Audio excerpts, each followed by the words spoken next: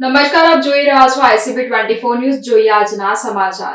કંપનીમાંથી છૂટી વડોદરા પરત ફરી રહેલા 5 કામદારોને આસોજ નજીક અકસ્માત નડ્યો હતો. આ અકસ્માતમાં એકનું ઘટના સ્થળે જ મોત નીપજ્યું હતું. મંજુસર GIDCમાં આવેલ પ્લુગા ઇલેક્ટ્રિકલ કંપનીમાં કામ કરતા 5 કામદારોને વડોદરા પોતાના ઘરે પાછા ફરતી વખતે આસોજ નજીક અકસ્માત નડ્યો હતો. અલ્ટો કારમાં પરત ફરી રહેલા 5 કામદારોને આસોજ નજીક કાર ઉપર ઝાડ પડતા અકસ્માત નડ્યો હતો. અકસ્માતમાં ઘટના સ્થળે જ એક કામદારનું મોત નીપજ્યું હતું, જ્યારે અન્ય 4ને નાની મોટી ગંભીર ઈજાઓ પહોંચતા 108 મારફતે SSG હોસ્પિટલ ખસેડાયા હતા. ઘટનાની જાણ કંપની સત્તાધીશોને કરવામાં આવતા કંપની સત્તાધીશો પણ SSG હોસ્પિટલ દોડી આવ્યા હતા.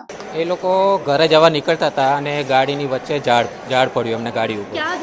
સાવલીથી બરોડા જતા હતા, આસોજ બ્રિજ આગળ.